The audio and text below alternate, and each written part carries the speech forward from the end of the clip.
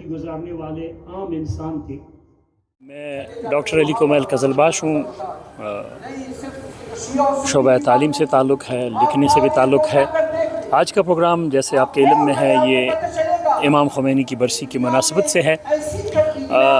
ہمیں یہ نہیں سوچنا چاہیے کہ ہم ایک شخص کا دن منا رہے ہیں، بلکہ ایک تاریخ ہے جس کو دہرا رہے ہیں۔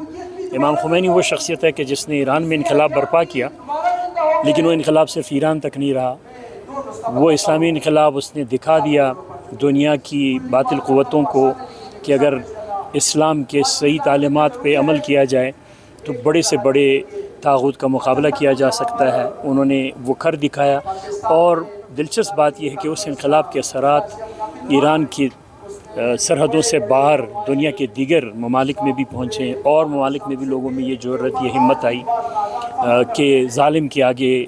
سر جھکانا نہیں چاہیے، سر اٹھانا چاہیے، اور بہت سی تحریکیں وجود میں آ گئیں۔ دوسری طرف یہ بھی ہے کہ اس شخصیت کا ایک حوالہ یہ بھی ہے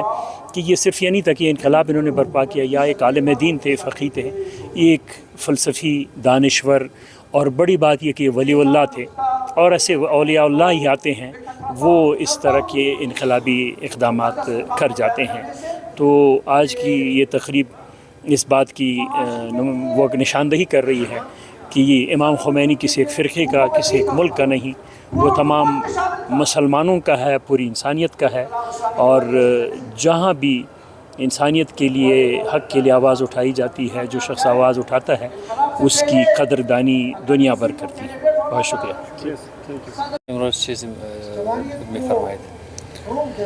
بسم الله الرحمن الرحیم. به مناسبت 33مین سالگرد ارتحال امام خمینی بنیانگذار جمهوری اسلامی ایران برنامه بزرگداشت و یک سمینار علمی در خانه فرهنگ برگزار میشه طبق روال هر سال، که در این برنامه به اهداف قیام امام خمینی و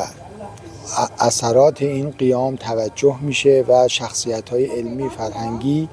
در خصوص این اهداف و ارزش‌های انقلاب اسلامی گفتگو میکنن.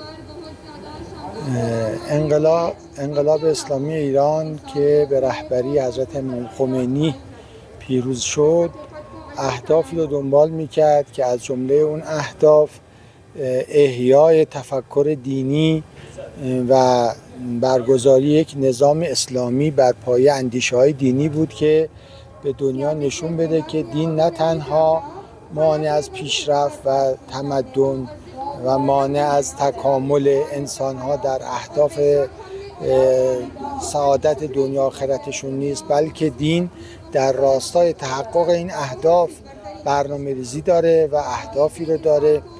و دین اسلام به عنوان کاملترین ادیان الهی دارای مترقی ترین دستورات و قوانین الهی است برای سعادت انسان‌ها در دنیا آخرت و برای احیای تمدن بزرگ اسلامی در جهان حاضر.